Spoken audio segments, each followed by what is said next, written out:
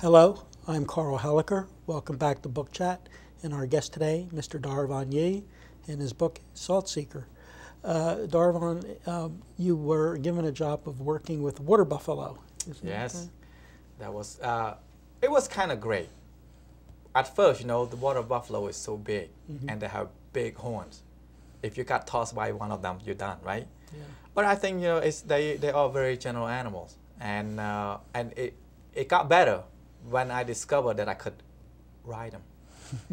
Okay, so once the man finished with them, when the man finished with the water buffalo, they gave all the buffaloes to me so that I can take them to the field.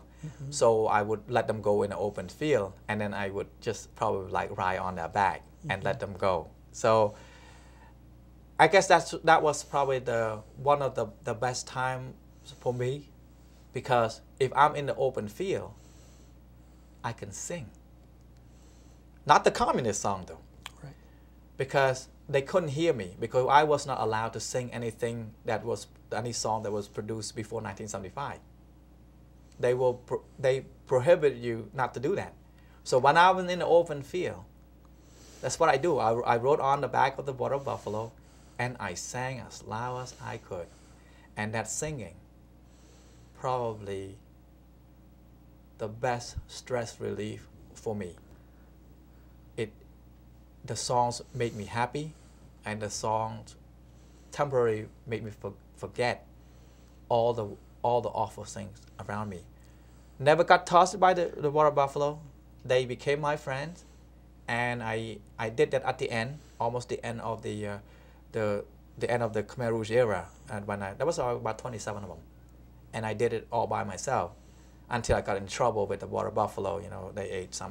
They went over and eat the rice of the warden, Right. and then I got in trouble with them, but they forgave me, and I was lucky, put it that way. But the water buffalo job was one of the best jobs that I got from the leader. Yeah.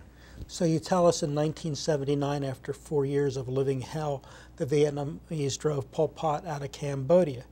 And then the following year, you say your life changed on July 27th of 1980. What was the life-changing event? The life-changing event was that my mom and dad said, "You're out of here. I want you to escape to Thailand. I want you to go with this friend, his name is Chan, and you do whatever you can to get away from this country, because there's no future left for you here." And you know that time I did not know that there was a lot of landmines there. I did not know until I found that out, until I got to the United States, that one of probably the worst landmines around in the world, in Cambodia. Look, I guess luck came to play. Okay, I roamed around the jungle for 4 or 5 days to get to Thailand, and you know what? Not to step on one is just probably a miracle for me.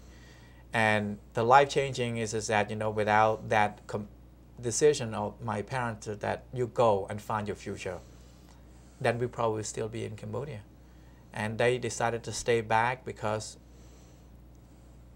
they want their children just to have a second chance. Their lives was not about them that time. So we got out. It's not just me. My brother Devin, my sister Rasi, and I got out. My brother, another brother who survived the Khmer Rouge, got out. He's in France right now. And my little nephew is also in France. So we have 3 here, two in, right now we have 2 in Cambodia, 2 here, and 2 in France, my family. So the life-changing world was that I got to escape to the refugee camp in Thailand, and then after that, I had the opportunity to come here. So at the age of 16, you arrived with your brother and sister in Drexel Hill. Drexel Hill, yeah. What brought you to Drexel Hill? The person who sponsored me from the refugee camp was my uncle. He left Cambodia in 1970, and then he came here. He settled in Drexel Hill, and there was no other way. He the one who, I didn't know how we managed it, but he sponsored us, and then through Lutheran Children and Family Service, he got us out of the refugee camp like a year later after we got there. So life in Drexel Hill, the first day here in the United States, it's just like I can't, I said, I'm free and I'm home. I don't know if you believe in miracle, but I do. I think some of the things that I got away from during the Khmer Rouge regime is unbelievable. I mean, I would love to talk to it, but we can't do it in half an hour. Sure. So it's just like it's so many events that happened that I did that sometimes I amaze myself how I did it from a 9, 10, 11, 12-year-old kids. But Drexel Hill was my first spot that I fell in love with, and that was it. People who read your book, and I certainly invite everybody out there watching in the library community to read the book, will be, will really admire your courage for writing about these, your story, which must have stirred up some terrible memories for you. What compelled you to write the book at this time in your life? First of all, I wasn't thinking about publishing it. I just want to write it just so that I won't forget it. Even though in the back of my head, I said I would never forget it. So I wrote the book. I drafted it. But one thing that came out of that drafting of that book was that my nightmares went away. That was not a complete book. It's just the draft of all the events that happened to me. And then the nightmare went away. And then I thought after that, I said, wait a minute, this is good. If nothing else, I'm cured. So then I decided to say, why not just share it with the world? So then I started to put my time together, and then I got it done, and I'm very pleased with that, and it's a wonderful experience for me to put all the experience in the book. Well, the world certainly owes you a debt of gratitude, because we can talk about numbers. We can talk about 6 million killed in the Holocaust during World War II.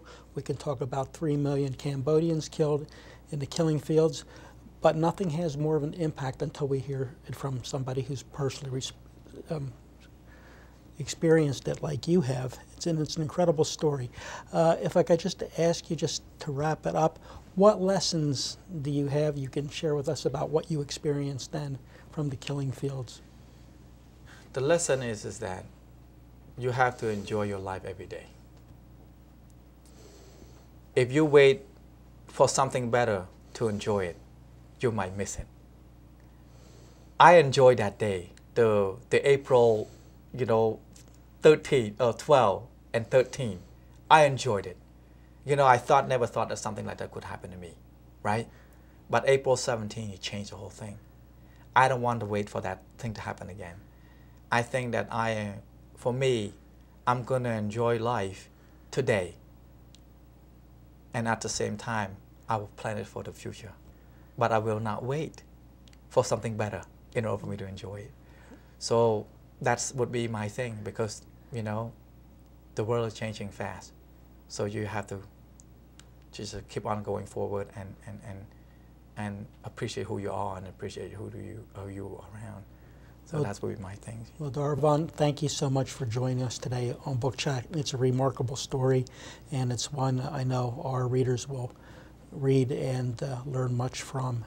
DARAVANN Yi, the author of Salt Seeker, thank you so much. I'm Carl Helliker, and you've been watching Book Chat. Thank you.